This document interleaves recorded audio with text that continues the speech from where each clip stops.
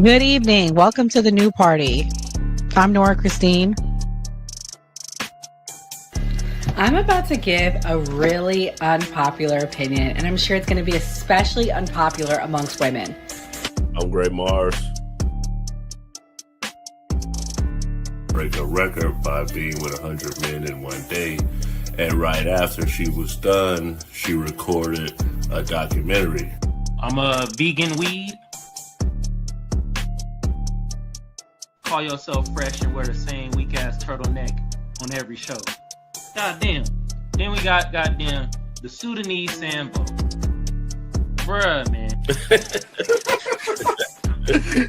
And I'm Enzo.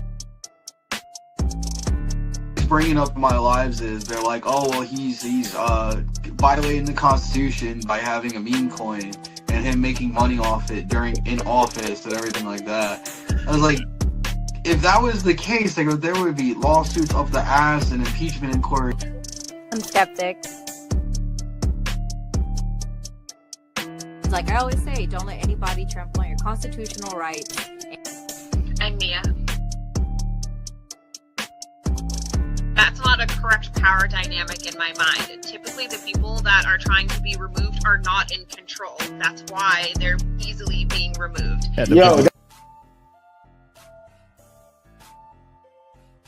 The government, states, they start putting these RICO acts on Diddy, all of these guys, and try to put it on these ongoing criminal organizations.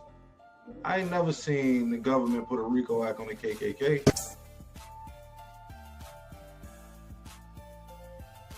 Which happened. Come on, man. You got to acknowledge this. This is the problem that I have with elders like you, because you fail to acknowledge that this stuff has happened.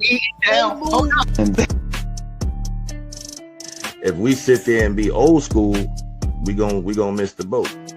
You know, a lot of this kids 19 years old buying houses with Bitcoin, buying Maserati. Wow. Disclaimer. The views and opinions expressed on this panel show are those of the individual speakers and do not necessarily reflect the views or positions of this channel, its affiliates, sponsors, or production team.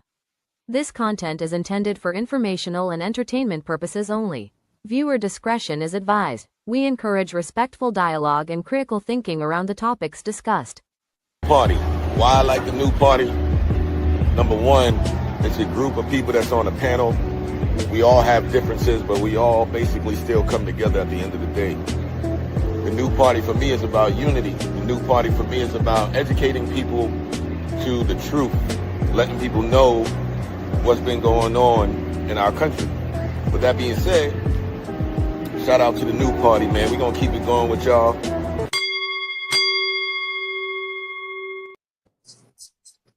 Welcome to the new party. I'm Nora Christine. I'm Gray Mars. I'm skeptic. I'm Kamal. I'm Enzo. I'm Mia. And tonight on the new party, we have a very special guest, Aaron Baker. Aaron ran a very, very close, tight race against Randy Fine. But tonight we have him coming back to talk about his upcoming race.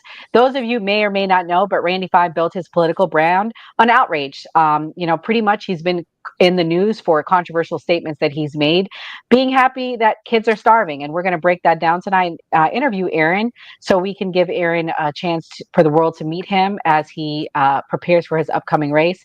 Aaron, can you start by telling us the district that you're running in and about the prior race and the next race upcoming?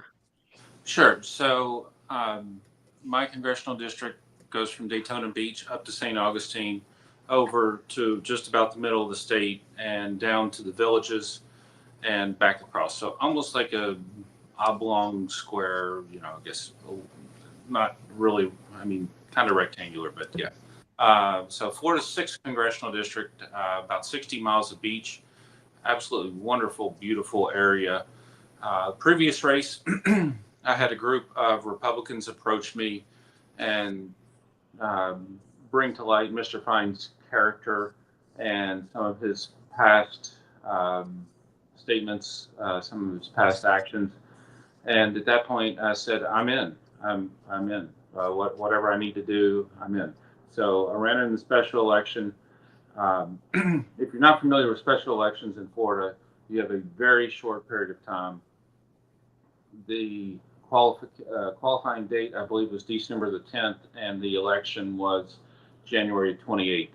Of course, you put Christmas and New Year's in there, it gives you no time to do anything. So basically, you have um, after the first of the year up until January 28th. So you have 4 weeks to try to run a congressional race.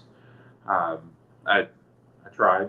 I didn't have nearly the amount of funding that Mr. Fine had, and the way that I tried to run that race was um, mainly in connecting with voters.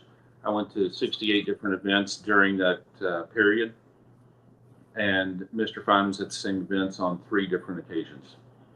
So complete night and day approach to, uh, really who, what, when, where, why, and how.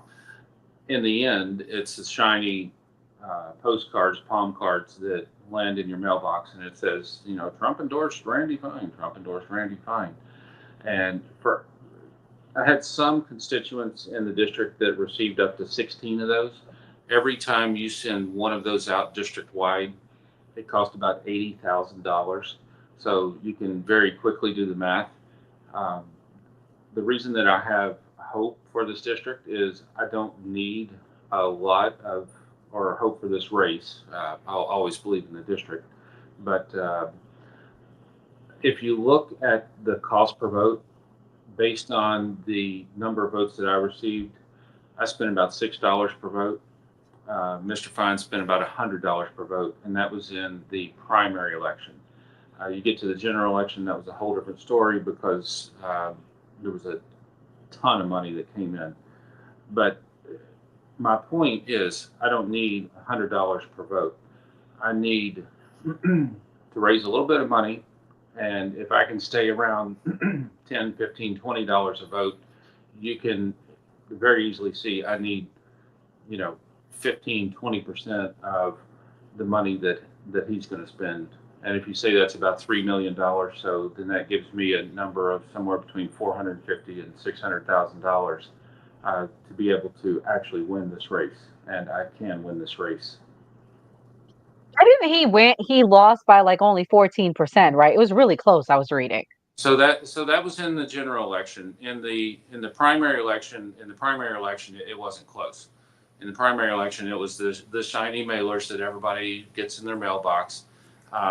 So primary election wasn't close, but if you look at the cost per vote, it was just massive difference. Again, $6 per vote, $100 per vote. Got it. Okay, I'm gonna let our co-founder Gray Mars ask his first question to you. Hey, Aaron, thank you for coming. What made you get into politics? What made me get into politics was what I said before. A group of people came to me right before the last special election and said, basically, Mr. Fine is a bully. And everybody that was in Tallahassee that was involved in Florida politics knew that. And no one wanted to run against him because, he will come after you hard. You can go back in some of the things that he's done to other people that he does not like. I mean, he just comes after you like gangbusters. A lot of people are scared of that. I'm not scared of it. He's a bully. I know that he's a bully. So somebody has to stand up to the bully, and that just happened to be me. Fair enough. Yeah, I mean, I don't know if people are familiar with him, but he is definitely a bully. I'm gonna play this clip and then I'll kick it to Skeptic for her question. But this is just an answer. This is just an example of how he's a bully and the things that he says. I'm about to share the screen.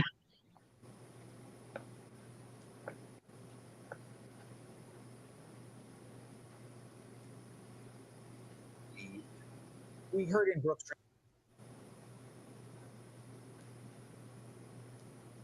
We nuked the Japanese twice in order to get unconditional surrender. That needs to be the same here. There is something deeply, deeply wrong with this culture, and it needs to be defeated. We heard in Brooks. We knew So, Skeptic, I'm going to let you ask the next question. Yeah. So being that you're running in Florida, I was wondering for the immigration community, where do you stand on alligator Alcatraz? Are you for or against? Do you stand behind what Florida is currently doing with the opening of alligator Alcatraz? So I think there's a little bit of misconception there about alligator Alcatraz. If you don't have detainees here in Florida in an air-conditioned environment, good living conditions. I mean, there was somebody was complaining about the food. You know, they're going to be somewhere else. So I would rather than be in a brand new facility that everyone in the world has eyes on than at Guantanamo Bay. I, that doesn't really set well with most people. So under federal law, they're going to be somewhere. So if they're going to be somewhere, I'd rather be somewhere that's brand new that has every single person on the planet looking at it. Skeptic, do you have a follow up to that one, or are you good with that answer? Yeah, I feel like there have been reports from different congressmen and women that have said they, don't agree with the conditions that they're currently doing. I feel like it is a waste of money. We are having to bring in water. There is no pipes running into this facility. The maximum capacity is 3,000 people. They put up the tents in 8 days. So do you see this as being a waste, being that we do have facilities that could hold an average of 40,000, immigrants in a holding facility? Do you not see this as a waste? I see so much waste in the federal government. If you look at the last budget that was passed, it was 4.5 billion with a B dollars to house illegals. That's in the one big beautiful bill. And you can ask me any questions that you want on the one big beautiful bill. I actually did read it. Um, I fell asleep 4 times while reading it because it's about 900 pages long. The federal government wastes so much money. I mean, there's so much that we could do for our citizens here on American shores in Florida if the federal government would stop wasting money. We can have that discussion all day long. The federal government allocated a stupid amount of money to be able to house illegal migrants. It boggles my mind how much money the federal government can waste. Wow, that's a good point, Aaron. All right, so I'm going to transition over to Kamal Johnson, and he's going to ask the next question. Well, I hope you're doing good today. Only question I have is, how do you feel about cash reparations for Black Americans? I don't think that that's a practical solution. I don't think that it's ever going to happen. You're talking about something that would that would have to happen on the federal level. Um, we can talk about it all day long, but I just don't think that in our lifetimes, and I'm 45, so I mean, if I live to be, let's say, 80, I've got another 35 years on this planet to try to make a difference. Um, I don't think I think by getting anyone's hopes up about it, you're getting somebody's hopes up about it. I just don't think it's ever going to happen. Do you think that there's an alternative if it's not reparations then? Or do you think that African Americans in this country have been made whole? Well, I don't think that. I don't think that. How are we punishing this generation for something that ended in this country in 1865? Um, how do you come up with a balance of, okay, my ancestors fought for the North in the Civil War, and this person's ancestors fought for the South in the Civil War? Is there some magic formula where you're like, okay, well, you actually fought for the North? I just think that we're talking about history that's 160 plus years old. It's just not. It's not going to happen. What we need to do is we need to create economic situations where every single person in this country, and especially in my district, one of the things I talk about is the poverty rate. Poverty rate in this Mhm. district is 3% higher than the national average, 2% higher than the average in Florida. We need to create economic conditions where I don't have a 14.6 poverty rate um, in the 6th congressional district of Florida. And those are things that we can work on day one as soon as you get to Congress. Um, Well, fair hey, enough. I will say this. Hey, my foundational Black Americans out there, you heard his answer. You feel me? I wouldn't vote for bruh. Soon as we start talking about our issues, we gotta involve everybody else. So y'all heard it first from bruh. Enzo, what's your question? You're muted. You're muted. You're muted, Enzo. Forget that I'm always muted. That I muted myself. So first off, thank you for coming, Aaron. My one question would be, what would you say the biggest issue is within your district, and how would you go about changing that or fixing that issue? Biggest issue in this district right now is poverty. When I own a small business, business partners with a residential general contractor. So when I go to the gas station, I have a business card and I can fill up my gas tank. What breaks my heart is that if you look and see how much gas the person before you got, and this person got $4, this person got $10, this person got $12, this person got $7. I mean, there's 4 pumps right there at my little Circle K. You can see all of them very clearly. Those are people that are trying to get back and forth from work to home every single day. So the economy is still a huge issue. And like I said, 14.6% poverty rate, not acceptable.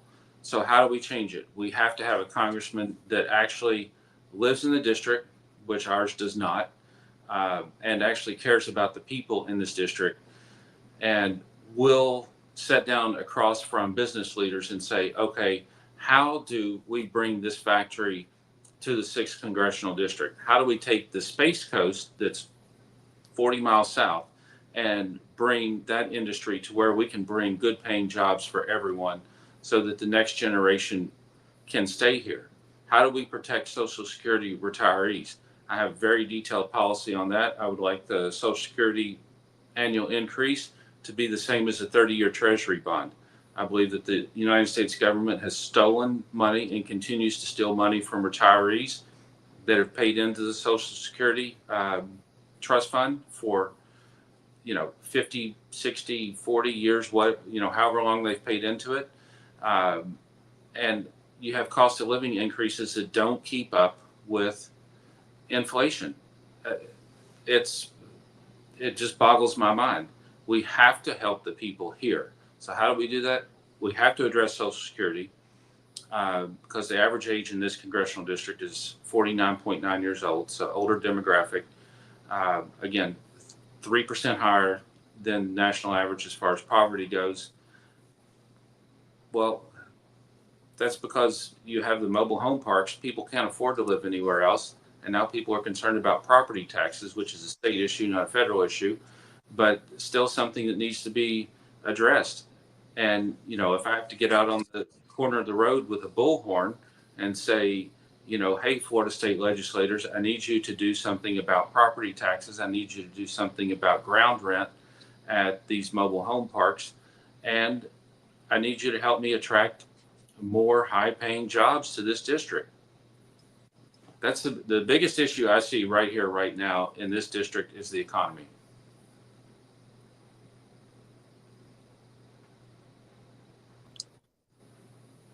Before I have Mia ask her question, I'm gonna play a clip from Randy Fine. This is the clip I wanted to play. He was being interviewed by CNN. I do want to talk to you about some of the rhetoric because there's a lot of talk about rhetoric and how this gins people up. A few years ago, you were called out for calling a school board member a whore in a text. You've called one of your congressional colleagues a terrorist. Are you part of the problem here? Well, look, I think what people write in private text messages to each other is one thing. If I had said that in a public message, I'd understand. But I do think there are issues. Look, when we have protests on Saturday calling something no kings, when Donald Trump isn't a king, he's been elected overwhelmingly by the American people, and it's compared to the revolution. I mean, that is a call for violence when people are waving signs that say 86-47. I think we've heard this discussion about taking down the temperature after President Trump was assassinated twice, and I don't think people are getting the message. So this Are is you not real. getting the It's a message concern, too? and we all have to To do be our part. fair, is it fair to say that the way that you speak to your colleagues, what you say about them, and the fiery rhetoric that you also use is also an issue that you're thinking I about think maybe fire. changing? It's a fair point, but I think fiery rhetoric is different than a call for violence. Calling evil for what it is, calling danger for what it is acceptable. It's when you cross that line and you say, and that person should be killed. That's never a line that I've crossed, nor do I think it should be done. But we saw that kind of rhetoric just on Saturday at these protests. And I think that is a problem. We've seen it repeatedly with President Trump for years. And I do think it's a problem. And the problem is these people are crazy. This guy in Minnesota, he's going to turn out to be crazy. And when crazy people hear these things, these problems do well up.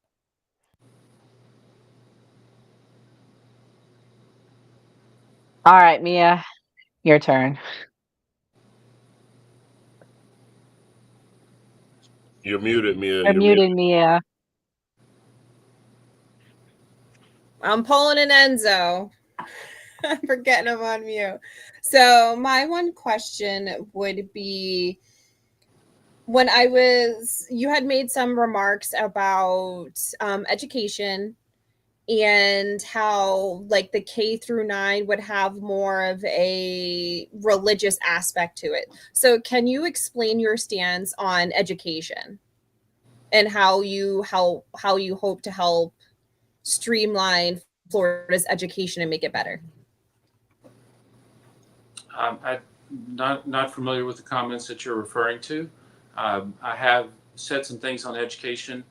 I believe that the church needs to play a bigger role in the community overall. I believe that, when I grew up in the church, on the weekends, we had what was called royal ambassadors. Royal ambassadors would go around, and if somebody needed their yard raked or weeds pulled or whatever else, we went out there and we were part of the community. I think that the church needs to play a larger part in the community overall, and I think that would be a very good thing. We need to build a sense of community again. I mean, some of the neighborhoods that you drive through, you're like, everyone here rents. We need to value home ownership again. We need to promote attainable housing. We need to promote a sense of community. So as far as the church and the education system, I know that there are a lot of people that really like at-home schooling. At-home schooling is great if that's if that's what you want to do. Florida's one of the best at homeschooling. Um, but as far as the church goes in smaller grades, I think that the church needs to be more involved in the community overall. Okay, Okay. thank you. So I have one last question, then we'll let you go, Aaron. I really, really want to start by thanking you for coming. And I really appreciate you for taking the time to come. We're a smaller podcast, so I appreciate you coming. And again, I wish you the best of luck because I really don't like Randy Fine. Um, my question is this: How would you? What is your position on the Gaza Palestine issue, being on how this is what he's in the news for right now? Yeah, so I think it's a pretty straightforward issue. There are people starving to death. I, and as your congressman, if you live in the 6th congressional district, you will never hear me say starve away. I understand that there's an issue. The underlying issue that he keeps referring to is that there are still hostages held. There shouldn't be hostages held, but you're punishing people for the actions of the government. That's in no way, shape, or form a reasonable, one that one doesn't equate to the other. So there are people starving. It's wrong, and there are other countries doing things about it right now. And the United States of America should step up and do something about it And the United States of America should step up and put their foot down and say, okay, enough is enough. I don't know how you two sides got so batshit crazy, for lack of better terms, excuse my language there, but how you all got so far off the rails. And I know they've been fighting for thousands of years, but at some point, I mean, we have got to return to civility, and people starving to death is not the answer. I agree. Well, Aaron, I really, really appreciate you coming. I would like to have you back. I'm going to write you. And I thank you for coming. I really wish you guys the best. Can you let everybody know where they can find you if they would like to support your campaign? And if you're taking donations, where they can go? Sure. It's very easy. AaronFL.com. AARONFL.com. All right. Anybody have anything else they want to say before we let Aaron go?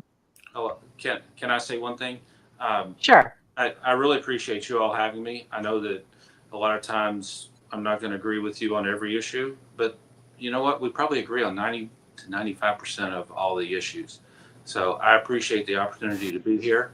And anytime that you want to have me back, I'm absolutely willing and able.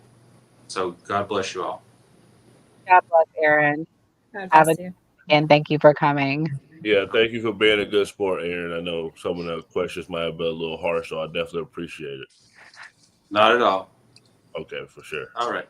Thank you. Good night, Aaron. Thank you. Good evening. Good evening. All right, guys. Woo! Thank you, Aaron. I second Kamal. I was gonna ask about the Jacksonville thing, but I think we know the answer. So, what Jacksonville thing? I want to say his name was William McNeil Jr., who was stopped by police officers, and they broke his window and punched him through the window. That would have been a good question because we're not far from there. I mean, I his know. district's not far from there. Like literally, I'm going to Jacksonville But tomorrow, and it's like right there. I Like feel like as we you can drive through. summarize from what he said to Kamal that that's not an issue in his books, from what I would. Somebody said that's why they'll never vote for Democrat. He's not a Democrat. But nevertheless, guys, thank you so much for those that came. That was a great opportunity that we had. He's running against Randy Fine. I know y'all don't agree with my politics, but I'll be supporting him because Randy Fine is a pig. So good luck to him. Let's play this clip right here. This is Nancy Pelosi, and this is our first topic of the night. Saying good morning, because it certainly is not one. I'm sorry that we had some sort of technical issue. Nancy Pelosi became rich. Why do you have to read that? We're here to talk about the 60th anniversary of Medicaid. That's what I agreed to come to talk about. Yeah, but I and wanted what to. That means in the election. I wanted to give you a chance just to respond. He accused you of insider trading. What's your response to that? That's ridiculous. In fact, I very much support the stop the trading of members of Congress. Not that I think anybody's doing anything wrong. If they are prosecuted and they go to jail. But because of the confidence it instills in the American people, don't worry about this. But I have no concern about the obvious investments that had been made over time. I'm not into it. My husband is, but it isn't anything to do with anything insider. But the president has his own exposure, so he's always projecting. He's always projecting. And let's not give him any more time on that, please. We're going forward here.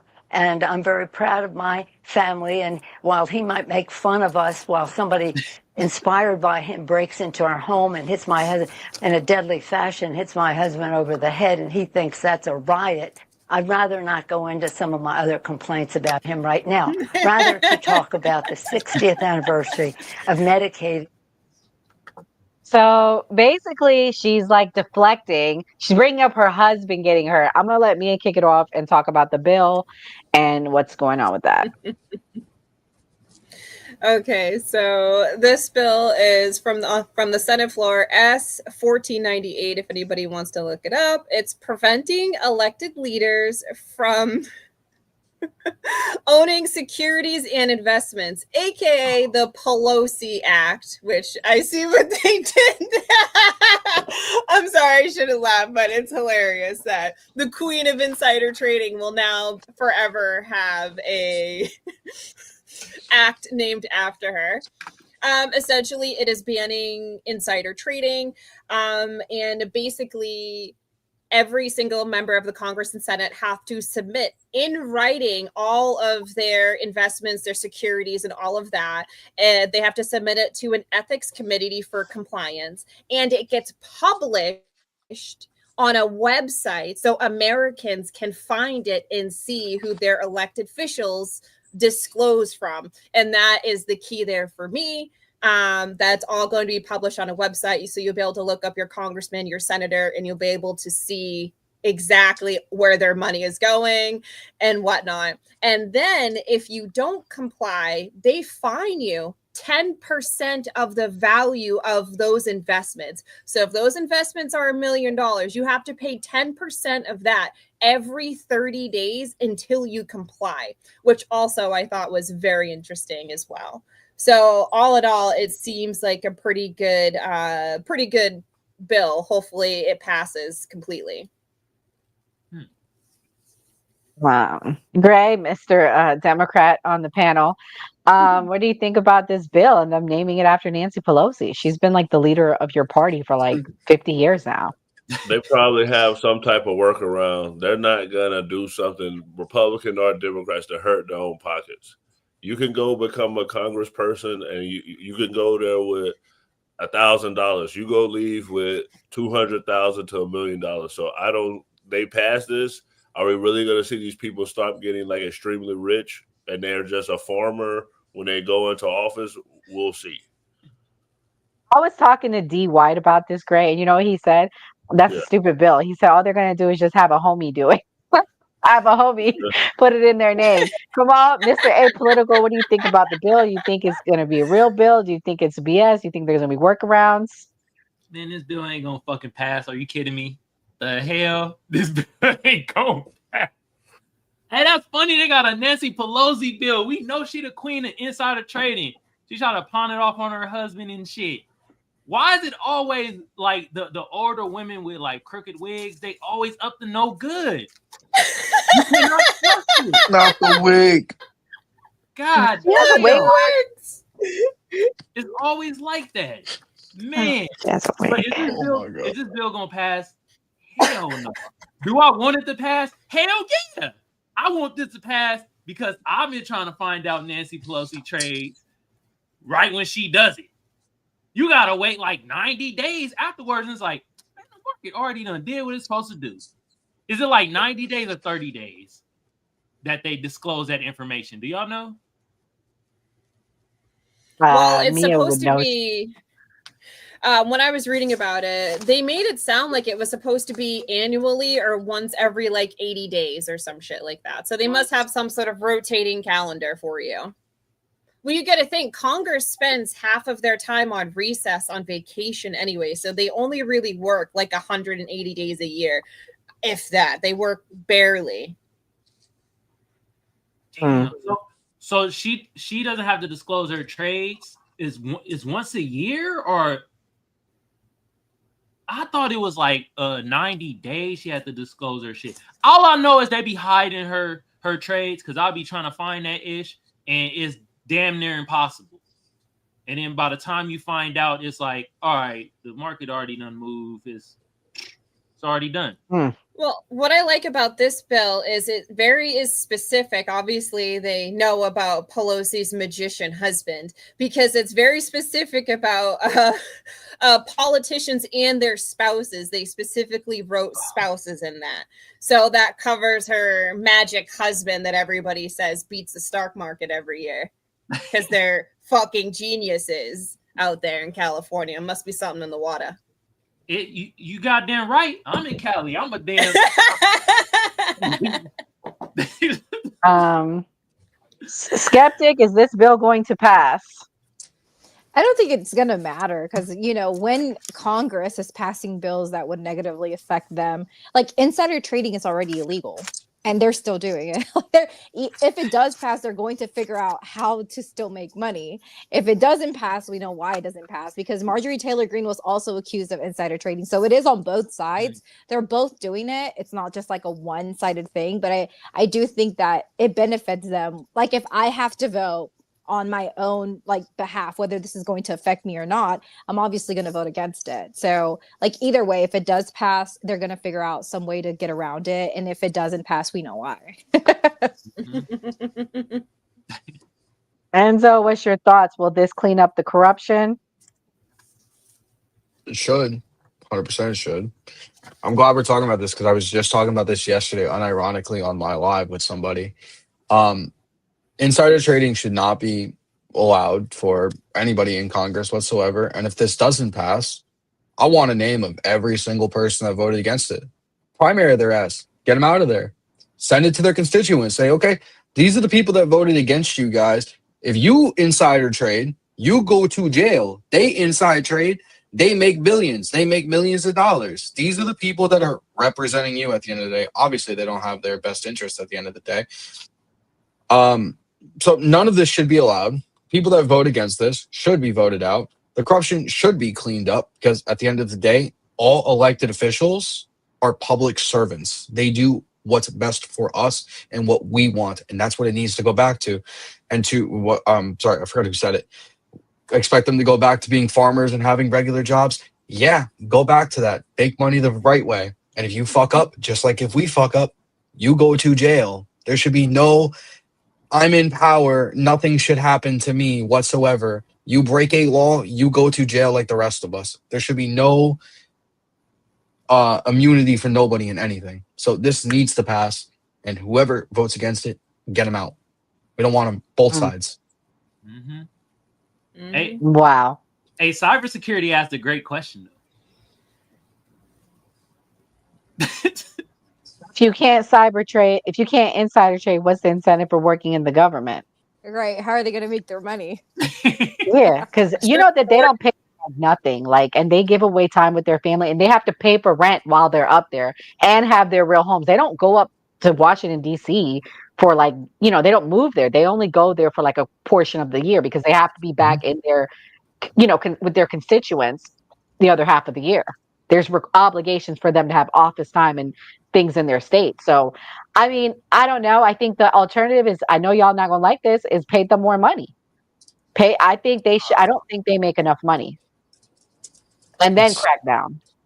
I feel like they've already made a culture, or they've made this like this system of when they come into these, you know, positions in government, they do trades. If it's not insider trading, they do like these buybacks where like they give their friends these, and I'm not talking about anyone in specific, but they do give, like they have these contracts where it's like, hey, I'll give you the city contract for the roads, you know, you're my buddy. So like, I don't know if that would even fix the solution, because it's become a way that they make money. Like it's a system that they've developed. I don't really know what the solution would be, but I feel like when you're the one making the rules for yourself, you know how to get around them because you made the rule. Can I just looked call it a up. name? They make, I'm sorry, they make 174 grand a year. How much more should So, we pay public servants?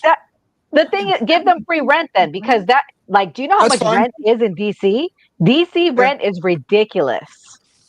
But I thought That's that fine. I thought congressmen and senators, they get like a monthly budget for their rent, right? Oh, they Don't do on top of the Yeah. 174. Oh, then hell, forget what I I said. want to Then. say they get food. They get their food paid for, and they get a budget for living expenses. So I want to say that they do, and I'm just, I don't know. I'm just I'm gonna say looking that. that up right now. Arch says they get a $5 million budget. What? Oh, $5 million sounds a little excessive. I don't know if it's 5 million, but I do know they have like a, I don't know, they get like a cut, like No, they don't. They don't have a I want stipend? to I say just looked it up. senators Members do. of Congress do not receive. Members of Congress do No. not receive specific allowances for living or food, a part of their regular compensation. I know that. The 174 is nothing, even if they were, Yeah. that was their main home. Yeah, I'm not saying insider trading is right. I'm not defending it, but like bro said, what's the point then there's no point at that point. Like, and I don't want to hear this crap about civil service. Like, get out of here. So Nora, should they be paid $200K? I think a reasonable amount, if you're living half a portion of the year there, I think is 250 to 300. Okay, so here's what I found. So it's not a living expense allowance. They get cover office expensive, including staff, travel, and official duties.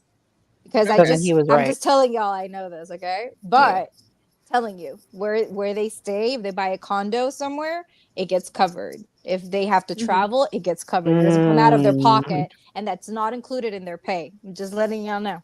God damn. They got it. Well, somebody needs to run on the team. Well, got you. can I tell you guys some of the interesting little factoids I picked up about Nancy Pelosi's family? I even took notes. Excuse my bad handwriting. I have terrible handwriting. So, did we all know that Nancy Pelosi's father was part of the mob? What? He was a mafia man. Get this. So, he was a congressman for Maryland for 2 or 3 terms straight. And then he was the mayor of Baltimore for 2 to 3 terms as well. He was also part of the Democratic Party. There was a special FBI inquiry in 1961 because of his mob ties, because he has a very long history of mob ties out there in DC, Chicago, and allegedly in Boston as well, which does not surprise me at all whatsoever. And fun little fact I found out, her family actually didn't speak Italian. They spoke Yiddish, which is very bizarre for Italians to speak Yiddish because Yiddish is the primary language of Hebrews. I thought that was very interesting. I apologize to whoever in the chat said she was part of that persuasion. I was wrong. I thought she was Italian. Well, by Not blood, Italian. by blood, allegedly. But they don't speak Italian. They speak fluent Yiddish, which I thought that was an interesting little fact that we would all enjoy on this panel. I was a little taken away by that. I was like, oh, okay. We don't claim her. Damn, so Nancy Pelosi daddy was a gangster? He was a gangster, which explains why she strong-armed her way into Congress in 1987 and has remained there since 1987. If you guys can't do math, I was born in 1990. I'm 35. So she's been there almost 40 years in Congress. And she's 84 years old, if you guys didn't know this year. 84 and still running again. Her biggest donor was BlackRock Fund Services Group, Super PAC. They gave her money for this last cycle, this 2024 to 2026 cycle. They were her biggest donor. If you guys didn't know, she's made $4.95 million this year in trades. She hasn't sold anything yet. Her portfolio last year did 55% return versus the S&P only did 25% gain in the same time period. So she beat out every single private equity firm in the United States by almost double digits. But she's not insider trading because it's illegal. Somehow this random mafia lady, 80-some-odd-year-old lady, her and her husband, beat out every single person in the United States, every projection, but they're not insider trading because it's illegal. Hold on. Just throwing that out there. I'm sorry. I gotta get Nancy Pelosi the air. She pulling this shit off like that?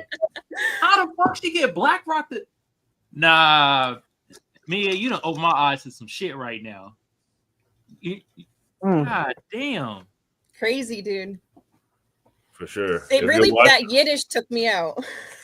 If you're watching right now, hit that subscribe button and the notification bell to know we go live.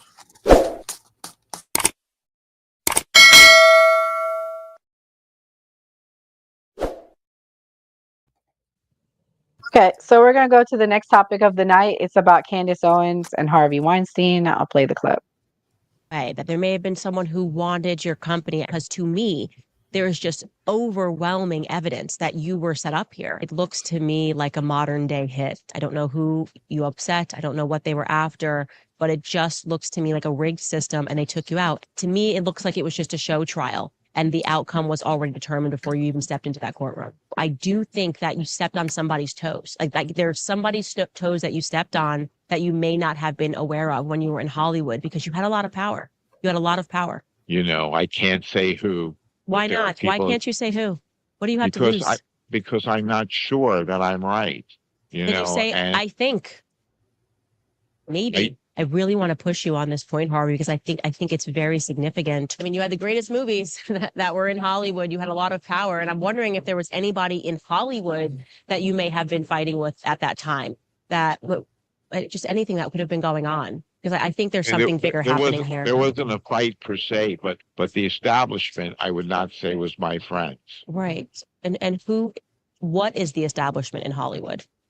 It's normally the big studios, but I can't say that they were part of this. Right. No, I'm just wondering, like, who in the end, who owns all those movies now? Who owns your catalog? What happened to your company? We sold the catalog to a company called Be-In, you know what I mean, which is owned by the Qatari government, and we sold the other part of the library to a company called Spyglass and Lantern, which is owned by the Saudi Arabian government.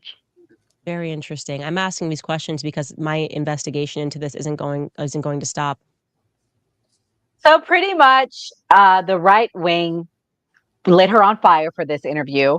They're asking, why does she continue to platform him as he's a convicted serial sexual abuser, undermining Me Too and the judiciary? Also, she basically is on a smear campaign for Nick Fuentes. So people are upset about that. And they're like, well, why are you so close with him? Also, they dragged her because, as you can see, she's asking questions about who owned his businesses. And he's saying Qatari and places like that. And I think she was trying to go down this rabbit hole of her Jewish conspiracies. And he basically said something different. Gray, what do you think about the interview and her working with him?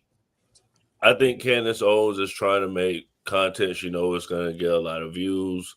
I mean, she went with Nick Fuentes and asked him about the interracial relationships, knowing what he was going to say. And then she just tried to trick Harvey Weinstein into some anti-Semitic stuff. So she's just trying to get views. She's doing what's best for her business. But I'm pretty sure it's going to be some type of conspiracies with this. And the other thing that people are mad about is they're saying it's undermining the victims in this.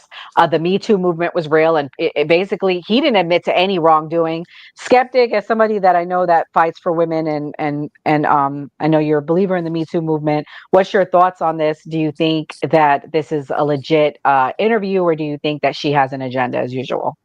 I think she's a grifter, and I think that she's like grasping to stay relevant. But it's so funny to me that she, like, anything that you could go into to say like there's these false allegation, you go with Harvey Weinstein. Like, you could have. Do you know how many Black men have been like said that they did some things that they didn't do? You go with the old white creepy dude. Like, that's crazy to me. You are so like cringy. She's really getting to that point where it's like whatever Fresh and Fit dude, like she's getting to that level of cringiness. Yes. Like, oh my gosh, I can't even, like, even her demeanor is like very like she knows she's full of it, but she has to stay relevant. Very, very cringy. Also, he is a creep. Like, I can just see him through that window and it's like, creepy dude. Back in the day, the way that they handled, even now Hollywood, like, just from hearing stuff, you know, people going out to do like whatever, trying out for stuff. The people that run this, the men that run those things are creepy, and they're there trying to take advantage of young talent. Like, to sit there and trying to stand up for this type of man is crazy to me. You had so many options and that's what you chose. Like, you look crazy, girl. You need to stop, because you're starting to lose like the relevance. Like, you used to be able to like look intellectual, but now you look crazy. This is wild. Like, it's just kind of crazy to me. It's very cringy. So what if she interviewed Diddy? Would you have been okay with that? I feel like that, to me, like, there's more, like, you can make an argument, right? Like, I would be like kind of intrigued by that. This is just cringy. Like, this man, not only is he like in jail and was found guilty, you have so many women coming out. Look at where he was working at. And then, like, when she's asking him who would have set you up, you can tell the man he wasn't even like prepared for this question because he's so guilty. He's like, oh, who would have set me up? I can't even think of some. Like, it's so just like, girl, please stop. Just please stop. You should have gone with someone that could have been innocent. This man is like, oh, it's just, I don't know. I feel bad for Candace Owens, to be honest with you. I don't know what she's trying to go with. I don't know I think she's trying to find her new thing, and it's not going well from my opinion. Enzo, was Harvey Weinstein set up? No, he's not set up at You're all, and I'm gonna muted. agree with. Oh, sorry. Wait, am I muted? No, you're good. You were at first. I Oh, couldn't okay. hear you. Sorry. No, he wasn't set up at all. I'm gonna agree with everybody in saying this is just like a cash grab and clickbait and everything like that. What Candace is doing, 100%. I want to see Hollywood burn to the ground. With everything that they do to get people into the industry, what they do to people into the industry. There's a lot of Harveys out there. He's just one of the ones that we know of that got caught for it. Yeah, no. My brother's really big into movies and everything like that. And he taught me a lot about all this shit. So, I what do feel you know bad. about Harvey Weinstein? Like, I'll share with the people what you know. So, I mean, I know that he's forced women to do things to get them in parts of movies, get them into agencies, creepy shit like that. Held blackmail on people to do what he wants. Just a dirtbag pin. There's, like I said, that's what I see as Hollywood is. Yeah, the only thing he admitted to in the interview was making passes, but he denies anything physical, which obviously, come on now. Kamal, was he set up?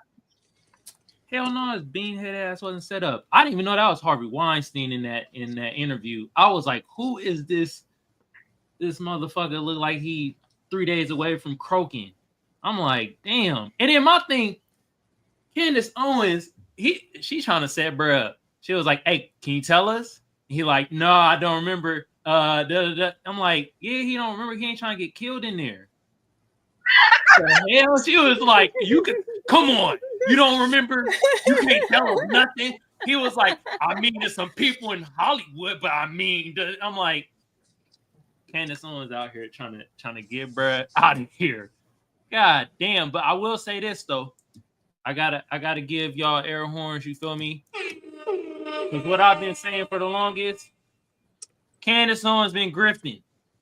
Just like Myron Gaines. I've been saying she been grifting.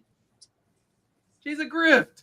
And you know what's interesting, Kamal? When we went to the Turning Point, you helped. Shout out to Kamal. He helped us facilitate that.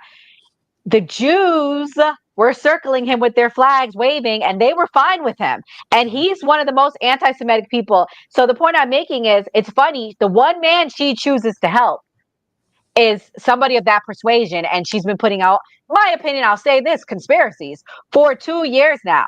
And you mean this is who you choose to help? I don't know. I'm getting CIA Fed vibes. Just saying. That's what I got when I saw Myron that day. Mm-hmm. I believe that. He already worked for Homeland Security. Wouldn't be a far stretch. Mm-hmm. What's so crazy is that she went into this whole conspiracy about the CIA started Hollywood, and then you're gonna take up for the guy in Hollywood that was like, you know, essaying women. At like, where are you? Or can you pick a side? Because you can't sit there and say you're anti-Hollywood. She really was. She went on the Breakfast Club and was like, Hollywood was started by the government, and it's a whole government conspiracy to like do all these things. And then you're like you're standing up for the guy in Hollywood that was like doing the stuff. That's crazy to me. Like, that's how you know she's a grift, because like she just goes with the flow. Whatever it's like she thinks is gonna make her get a lot of views is what she's gonna like say. It's crazy.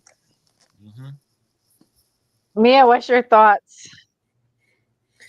I mean, it's just cringy. I mean, he's gross, he's fat, he's creepy, he has a deformed nether regions, allegedly, according to court transcripts. It's just super weird. I mean, why are we even talking about this man? If he died tomorrow, nobody's going to cry for him because he's a piece of crap. She could have picked so many other more interesting piece of craps that we actually want to hear about, and she just picked him. I mean, it definitely is a grift. She's obviously, she needs views on her content. She needs streams on her website. Obviously, this is why she did it. It's just ridiculous. It's a waste of her journalistic skills that she has because she's not a half bad journalist. I mean, she could have done so much more stuff. I guess it pains me that somebody who actually is a half decent journalist would waste it on him. He's disgusting. He's disgusting. Why are we giving this man relevancy? He's a monster. Gray, did you go yet? I forgot. I'm sorry. Yeah, I went. Oh, okay. All right, we're gonna move on to the next person, creep of the week. I mean, man of the week, Shannon Sharp. Let's play the clip. And I want to say it's been a long time coming. ESPN letting him go. Because I remember this time last year when we started the podcast, that nasty clip of him came out having sex while on Instagram. And I was like, why would ESPN, who's Disney owned, continue to hire him? Why didn't they let him go? But here we go. ESPN. I found out this information a little earlier in the week. And really, the only thing that I really ask is like, guys, could we wait until Monday? My brother's going into the Pro Football Hall of Fame. I really wanted to be about him, and I wanted to be about my family. I know I said, this coming out will overshadow everything that he's worked his entire life for.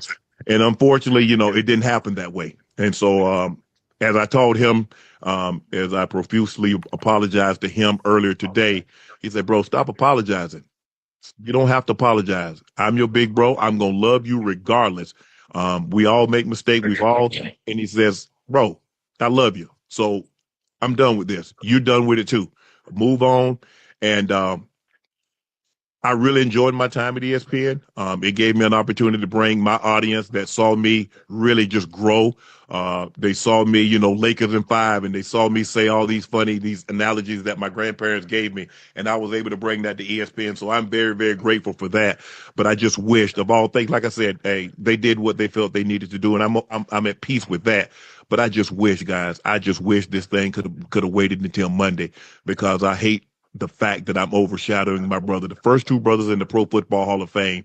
And this is what the headline's going to be for the next couple of days. So, bro, again, I know you told me this, I don't have to apologize, but I'm going to do it one final time tonight, and I won't apologize again.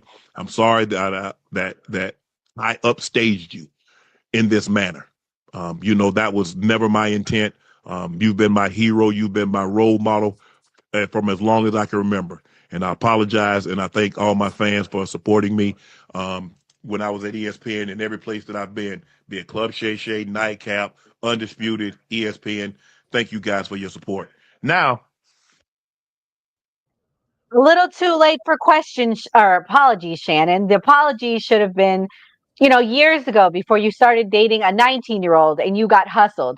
Yo, shout out to this OnlyFans model. She's like the biggest come up in history. She proves you can retire on OnlyFans.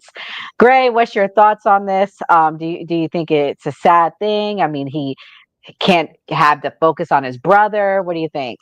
Yeah, why he had to bring his brother into this? If I was a brother, I'd be like, bro, why are you bringing me up? That's what you got going on. People go hear about the Hall of Fame. I don't even put my name in this. Like that, I felt like he was running the big bro. Like, man, I can't believe this is happening to me. Like, I mean, you settled a lawsuit. They had to get you out of there. So they company like looks good. Like you said, it's owned by Disney. So like, they had to do what was best for them. I mean, like, the apology statement isn't going to do anything. If anything, I would just been like, hey, this is my channel. If y'all want to keep hearing me talk, come look over here. Enzo, should Disney have let him go months ago? I mean, Disney's a part of Hollywood and Yeah. everything like that, so they condone a lot of things. So, I mean, I personally don't really like Disney because I know the history of Disney and who Walt Disney really was at the end of the day. So anything they put out, I'm gonna be a little bit biased towards. Um, Man, I'm sad that I got proven wrong in this. I will admit I was wrong, and I said Shannon was going to beat this in five. I'm kind of sad that I'm never going to hear Lakers in five ever again as a Lakers fan. But Shannon, bro, do better. Like the hell is wrong with you? You made a whole career for yourself. You were a great football star, and that is when we pushed to the side. And this is what people are going to remember you for. You didn't upstage your brother at the end of the day. You made a fool of yourself, and that's what you're going to be remembered as now.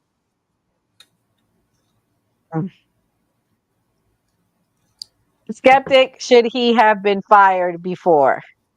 No, and I'll say this. This is what I was saying with Candace Owens. Had he been a white man, this wouldn't have happened because Bill, Belichick, who's 73 years old, who was a coach, literally there was a video clip of his 20-something-year-old girlfriend leaving his house that circulated, and everyone was clapping for him and calling him an OG and saying that, oh, he can get himself a young girl. So there is a double standard. Candace Owens, obviously, she could have grifted on this. Like, this would have been something better than what she's, covering.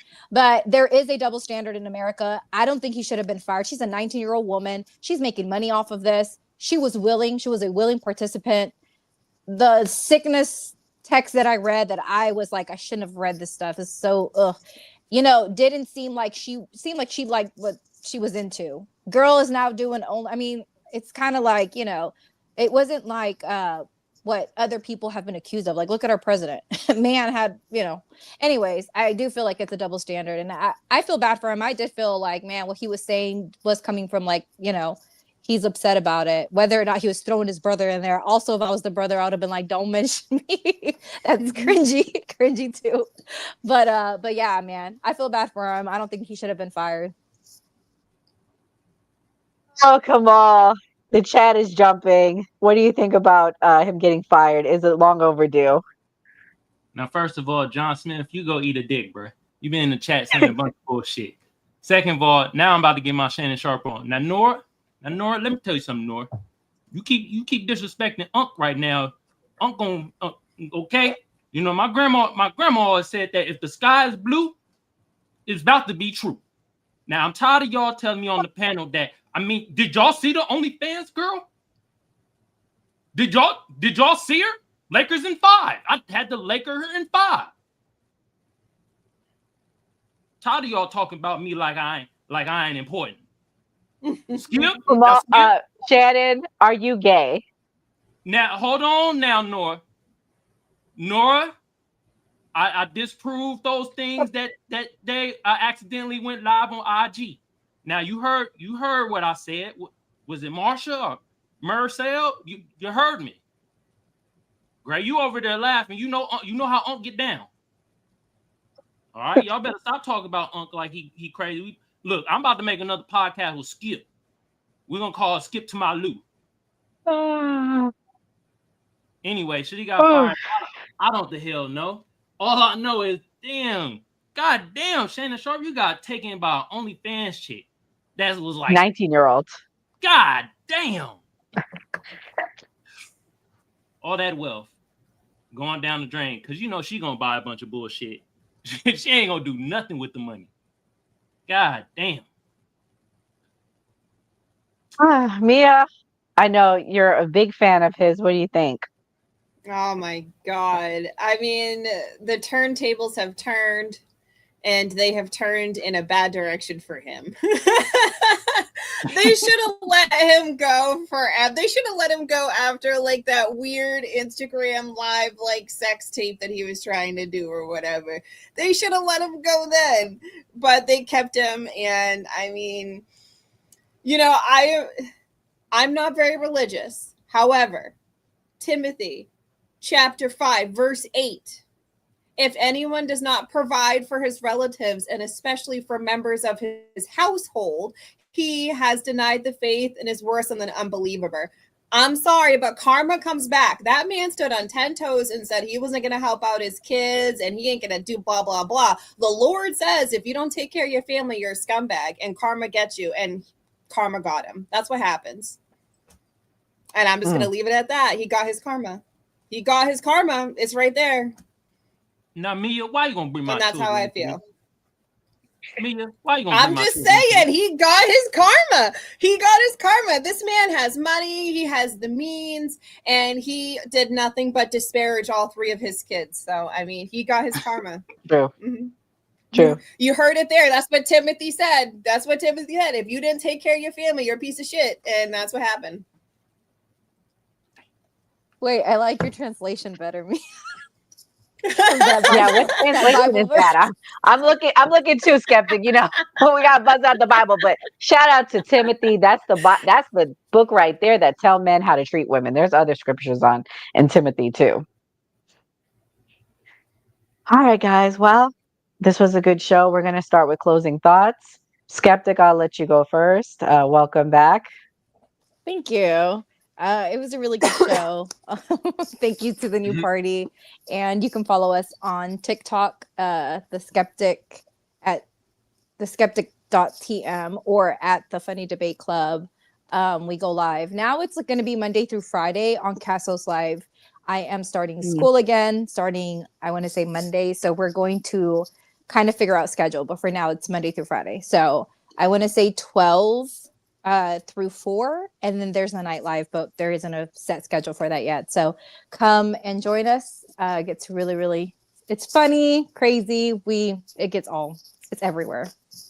What's been the focus this week, Skeptic? Because I know a couple weeks ago was the FBA stuff. Have you transitioned to anything else, or is that still the topic? We're on inflation and the tariffs with the new agreement with the EU. So there are a few new reports that have come out on what it's going to cost the average American household. So we've been talking about that kind of, we talk about racism, we talk about all kind of stuff, but that kind of has been like the carrying factor throughout the days. All right, y'all go attend Skeptic and Casso's live.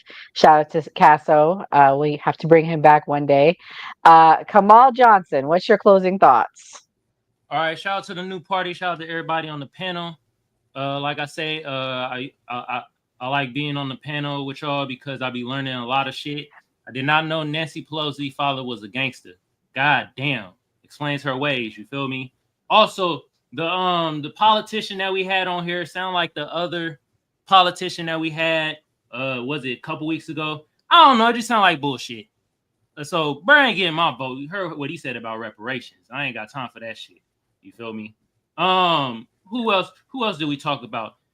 Shannon Sharp, he got taken by a 20-year-old OnlyFans. You feel me? My black brothers, man, I hate to say it, man. You just stay away from the white women. They poison. I'm telling you. Every time. God damn. Jesus Christ, man. Not Shannon. Anyway.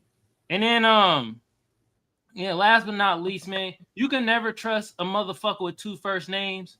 John Smith, I know you lick dog nuts. Honest. God damn, you in the chat typing away. Man, get the hell out of here, bruh. We need to call Peter on your ass. I know you do be fondling your dog, bruh. God damn.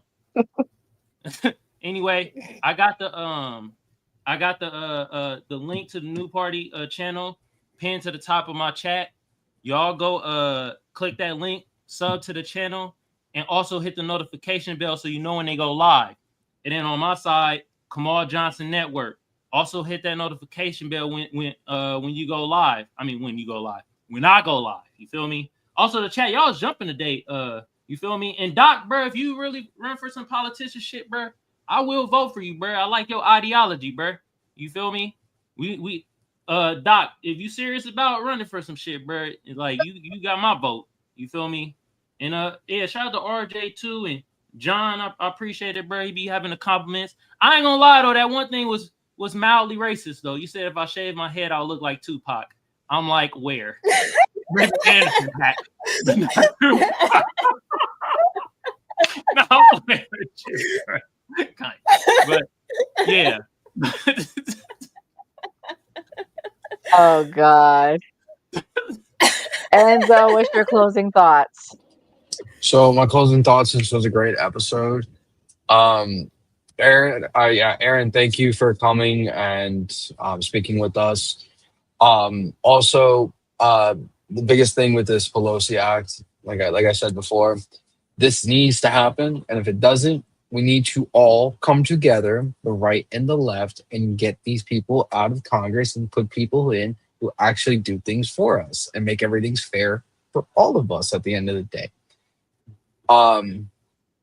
And Candace is just trying to stay relevant in any way possible, and she's going to do whatever she can to cause controversy because bad publicity is still publicity at the end of the day. And I guess she just doesn't care at this point. She's lost her way, and that's what she's gonna do. So, that's really all I got.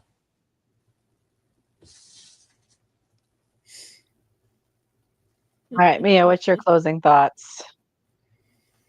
I want to say thank you to Aaron for coming on. It was nice to hear from him. Hopefully, we see him win his race. And thank you to the chat for keeping all of us highly entertained.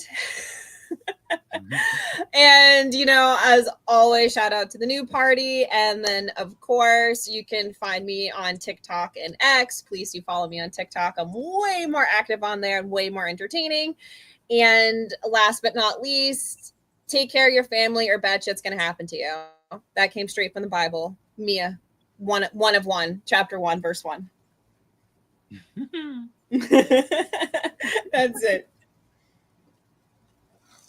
Okay, great. What's your closing thoughts? I always like nights like this when we talk to politicians. So thank you, Aaron. I feel like this is when you actually make a difference, when you're actively involved in what's going on with your government. It was a great show. Thank you to the panel. Thank you to the chat. We do this every Monday through Thursday at 8 p.m. Eastern. I'm actually going to be doing IRL content soon that's in real life in my city with actual influencers. So that's coming soon. That's going to be on the weekend. And like we always say on a new party, always vote. Hell yeah. All right. Okay. Well, guys, thank you so much to everyone for coming. Thank you to Aaron. I wish him all the best. I definitely will be supporting him in the best way possible. We are a very, very red state, so more than likely a Republican is going to win. That's just the reality of it, especially in that district. But if I have to support one, I definitely would support Aaron because I think Aaron is the best chance that we have of beating out that pig Randy Fine.